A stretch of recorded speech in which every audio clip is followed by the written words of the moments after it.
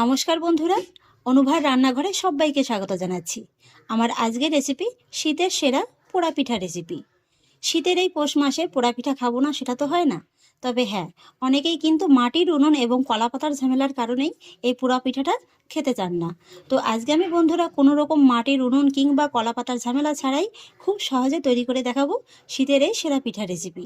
আর সেই জন্য দেখুন বন্ধুরা, এখানে আমি একটা বাটির ভিতরে নিয়েছি 300 গ্রাম আতপ চাল। আর আতপ চালটাকে আমি খুব ভালোভাবে ধুয়ে 3 থেকে 4 ঘন্টার মতো ভিজিয়ে রেখেছি।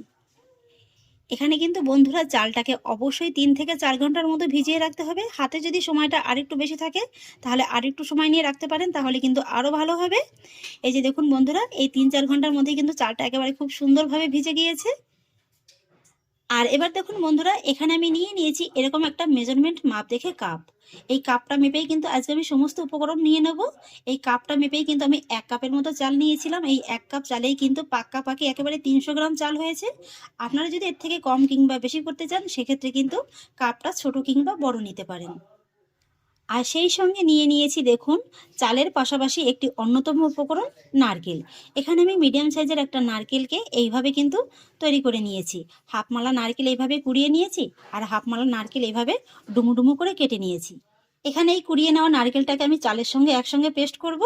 আর এই যে ডুমু ডুমু করে যে নারকেলটা কুচিয়ে রেখেছি এটা কিন্তু পরে আমার কাজে লাগবে, সেটা আপনাদের দেখিয়ে দেব। আর সেই সঙ্গে দেখুন নিয়েছি আমি গুড়। এখানে আমি ঠিক যতটা পরিমাণে চাল নিয়েছি ততটাই কিন্তু গুড় নিয়েছি। মোটামুটি এখানে আমার 300 গ্রামের মতো কিন্তু গুড়টা আছে। আর একই সঙ্গে দেখুন বন্ধুরা, নিয়েছি এখানে আমি কিছুটা পরিমাণে কিশমিশ আর কিছুটা পরিমাণে কাজু। এটা সম্পূর্ণই অপশনাল, এটা যদি আপনাদের হাতের কাছে না থাকে না দিলেও চলবে। আর এবার দেখুন বন্ধুরা, আমি নিয়েছি বড় দেখা একটা মিক্সার জার। জারের ভিতরে আমি এই চালটাকে দিয়ে দেবো, তবে অবশ্যই কিন্তু চালের জলটাকে খুব ভালোভাবে ঝরিয়ে নিতে হবে। পুরো চালটাকে আমি নিয়েছি। আর এবার আমি চালের ভিতরে অ্যাড করব এই যে হাফমালা নারকেলটা আমি কুড়িয়ে রেখেছিলাম, সেই নারকেল কোড়াটা। সেই সঙ্গে সুন্দর একটা ফ্লেভারের জন্য অ্যাড করব সুন্দর একটা ফ্লেভারের জন্য দুটো ছোট এলাচ। আর একই সঙ্গে অ্যাড করব ছোট 1 চা চামচের মতো মৌরি। আর এবার সবশেষে অ্যাড করব স্বাদ অনুযায়ী লবণ। যে কোনো মিষ্টি জাতীয় খাবারে একটু সামান্য লবণ দিলে কিন্তু ব্যালেন্সটা একদম ঠিকঠাক থাকে। আর এবার দেখুন বন্ধুরা, এখানে আমি নিয়েছি জল। যে কাপটা মেপে আমি চালটা নিয়েছিলাম সেই কাপেরই কিন্তু 1 কাপ জল নিয়েছি। এবার আমি চালের ভিতরে জলটা দিয়ে দেবো, তবে কিন্তু পুরো জলটা একবারে দেবো না, অর্ধেকটার মতো জল দেব। একবারে যদি বেশি জল দিয়ে আপনারা চালটা পেস্ট করতে যান সেক্ষেত্রে কিন্তু চালটা খুব ভালোভাবে একটা পেস্ট হবে না। তাই কিন্তু এইভাবে অর্ধেকটার মতো জল দিয়ে চালটাকে খুব ভালোভাবে পেস্ট করে নিতে হবে। চালটাকে আমি খুব ভালোভাবে পেস্ট করে নিয়েছি, একটা মিক্সিং বোলের ভিতরে ঢেলে নেব। এই যে দেখুন বন্ধুরা, চালটাকে কিন্তু এইভাবে একেবারে খুব ভালোভাবে পেস্ট করে নিতে হবে। চালের ভিতরে যেন একদমই কোনো দানা দানা না থাকে।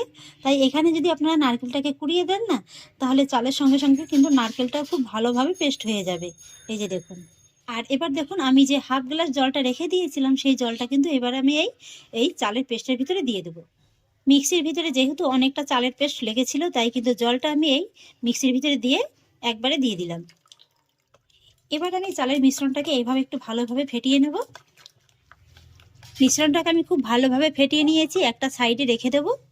এবার দেখুন বন্ধুরা, আমি যে 300 গ্রাম গুড়টা নিয়েছিলাম সেই গুড়টা কিন্তু একটা সসপ্যানের ভিতরে নিয়েছি। আর তার মধ্যে দিয়ে নেব ওই যে কাপটা মেপে আমি চালটা নিয়েছিলাম সেই কাপেরই হাফ কাপ জল।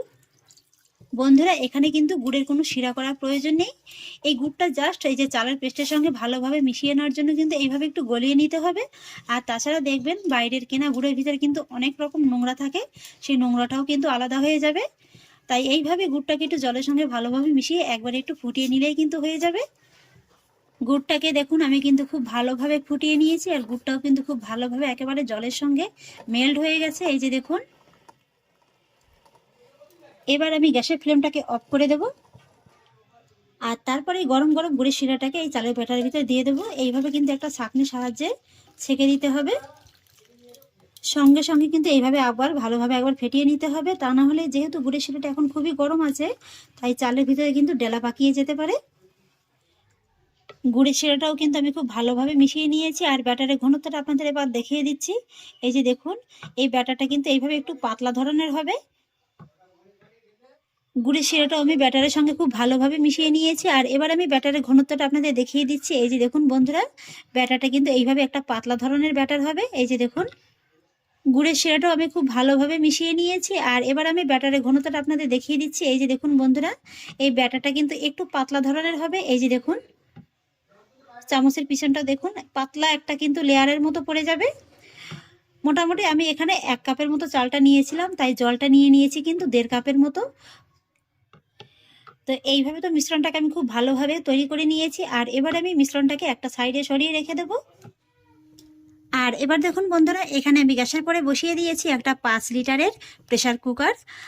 আজকে আমি বন্ধুরা কোনো রকম মাটির উনুন কিংবা কলা পাতা ঝামেলা ছাড়াই এইভাবে প্রেসার কুকারে খুব সহজ উপায়ে কিন্তু পোড়া পিঠাটা তৈরি করে দেখাবো।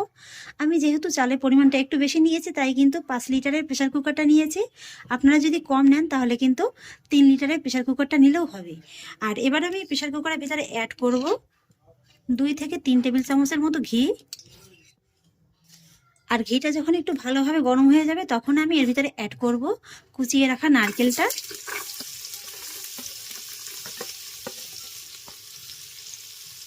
মিডিয়াম ফ্লেমে নারকেলটাকে আমি একটু ভেজে নেব, তবে খুব বেশি কিন্তু পুড়িয়ে ফেললে হবে না। নারকেলটা যখন এইভাবে হালকাভাবে একটু ভাজা হয়ে যাবে, তখনই আমি এর ভিতরে অ্যাড করব কাজু আর কিশমিশটা। কাজু আর কিশমিশটাকেও নারকেল কুচির সঙ্গে একবার ভালোভাবে ভেজে নেব। কাজু আর কিশমিশটাকেও আমি খুব ভালোভাবে ভেজে নিয়েছি। এর থেকে কিন্তু আর বেশি লাল করে ভেজে নেওয়ার কোনো প্রয়োজন নেই। আর এবার আমি এই কাজু কিশমিশ আর নারকেল কুচিটাকে তুলে নেব। এই যে দেখুন বন্ধুরা, পুরো ভাজাটাকে কিন্তু আমি প্লেটে নামিয়ে নিয়েছি। আর এবার আমি এই যে প্রেসার কুকারের ভিতরে যতটুকু ঘি অবশিষ্ট আছে, তার মধ্যে আরও 1 টেবিল চামচের মতো ঘি অ্যাড করব। আর তারপরে এই ঘিটাকে প্রেসার কুকারের গায়ে খুব ভালোভাবে লাগিয়ে নেব। এতে করে যখন আপনারা পিঠাটা তৈরি করবেন, তুলতে কিন্তু খুবই সুবিধা হবে। আর তারপর গ্যাসের ফ্লেমটাকে একেবারে কমিয়ে দিয়ে এই ঘিটাকে এইভাবে প্রেসার কুকারের ভিতরে রেখে দিতে হবে, যাতে করে ঘিটা খুব ভালোভাবে গরম হয়ে যায়। আর এবার দেখুন, আমি কিন্তু ব্যাটারটা আবারও নিয়ে নিয়েছি। আর এবার আমি এই ব্যাটার ভিতরে অ্যাড করব 1/4 teaspoon baking soda, baking powder কিন্তু নয়। এবার বেকিং সোডাটাকে আমি ব্যাটারের সঙ্গে খুব ভালোভাবে মিশিয়ে নেব। বেকিং সোডাটাকেও আমি খুব ভালোভাবে মিশিয়ে নিয়েছি। আর বেকিং সোডাটা মেশানোর পরে কিন্তু খুব বেশি অপেক্ষা করা যাবে না। আর তারপরে এই উষ্ণ গরম ব্যাটারটাকে এই যে গরম ঘির ভিতরে ঢেলে দিতে হবে। আর তারপরে ব্যাটারটা যখন পুরোপুরি ঢেলে দেওয়া হয়ে যাবে, তখন এর উপর থেকে ছড়িয়ে দিতে হবে ভেজে রাখা নারকেল কুচি, কাজু আর কিশমিশটাকে। আর তারপরে প্রেসার কুকারের ঢাকাটাকে আটকে দিতে হবে। এই যে ছিটির মুখে যে ক্যাপটা আছে না, এটাকে কিন্তু অবশ্যই খুলে দেবেন। আর তারপর গ্যাসের ফ্লেমটাকে হাইতে রেখে প্রথমে 12 থেকে 13 মিনিটের মতো এইভাবে পিঠাটাকে বেক করে নিতে হবে। আর যখনই 12 থেকে 13 মিনিট হয়ে যাবে না, তখনই কিন্তু গ্যাসের ফ্লেমটাকে মিডিয়াম লোতে করে দিতে হবে। লোতে কিন্তু না, একেবারে মিডিয়াম লোতে। আর এইভাবে মিডিয়াম লোতে রেখে পিঠাটাকে আরও 15 মিনিট সময় নিয়ে কিন্তু তৈরি করে নিতে হবে। বন্ধুরা, 15 মিনিট হয়ে গেছে। আর এবার যেটা করতে হবে সেটা হলো গ্যাসের ফ্লেমটাকে একেবারে অফ করে দিতে হবে। আর এখন যেহেতু এই প্রেসার কুকারটা খুবই গরম আছে, তাই এইভাবে 5 মিনিটের মতো রেখে দিতে হবে, যাতে করে প্রেসার কুকারটা একটু ঠান্ডা হয়ে যায়। 5 মিনিট বাদে এবার প্রেসার কুকারের ঢাকাটাকে খুলে নিচ্ছি।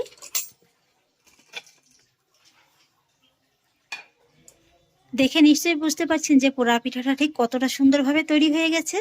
সাইডটা দেখে নিশ্চয়ই বুঝতে পারছেন। এবার একটা টুথপিক কিংবা চাকুর সাহায্যে আপনারা কিন্তু এইভাবে একটু চেক করে দেখতে পারেন। এই যে দেখুন বন্ধুরা, পোড়া পিঠাটা কিন্তু একদম রেডি হয়ে গেছে। আর এখন যেহেতু পিঠাটা খুবই গরম আছে, তাই এইভাবেই কিছুক্ষণ রেখে দেবো পিঠাটা একটু ভালোভাবে ঠান্ডা হওয়ার জন্য।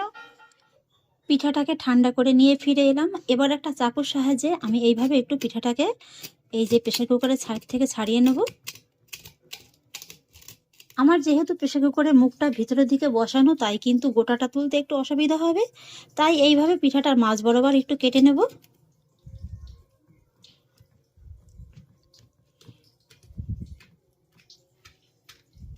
আর তারপর এইভাবে একটু ছোট ছোট করে কেটে পিঠাটাকে তুলে নেব। দেখলেন বন্ধুরা, এখনো কিন্তু পিঠাটা বেশ অনেকটা গরম আছে, তবুও দেখুন কত সহজে একদম উঠে আসলো। এই যে দেখুন, পিঠাটা দেখুন কত সুন্দর একেবারে জালিদার হয়েছে। পিঠাগুলোকে একটু ছোট ছোট করে কেটে কয়েক টুকরো একটা সার্ভিং প্লেটে সার্ভ করে নিয়েছি। আর দেখতে দেখুন বন্ধুরা, পিঠাগুলো দেখে নিশ্চয়ই বুঝতে পারছেন যে কতটা জালিদার হয়েছে। এই যে দেখুন, অসংখ্য কিন্তু জালি ক্রিয়েট করবে, আর যেমন জালি ক্রিয়েট করবে তেমনি কিন্তু হবে একেবারে নরম তুলতুলে সফট। এই যে দেখুন, যেহেতু পোড়া পিঠা নিচটা এবং সাইডটা কিন্তু হালকা একটু পুড়ে পুড়ে যাবে, আর সেই জন্যই কিন্তু পিঠাটা খেতে খুবই ভালো লাগবে। এই যে দেখুন পিঠাটা কেমন জালি ক্রিয়েট হয়েছে। আশা করছি আপনাদের আর বুঝতে কোনো অসুবিধা নেই যে পিঠাটা ঠিক কতটা জালিদার হয়েছে। আপনাদের একবার পিঠাটার পিছনটাও দেখিয়ে দিচ্ছি। এই যে দেখুন, হালকা একটু পোড়া পোড়া হয়েছে, খেতে কিন্তু খুবই ভালো লাগবে। পোড়া পিঠা যদি একটু না পুড়ে যায় খেতে কিন্তু ভালো লাগে না। তাহলে আশা করছি বন্ধুরা আমার আজকের এই পোড়া পিঠার রেসিপি আপনাদেরও খুব ভালো লেগেছে।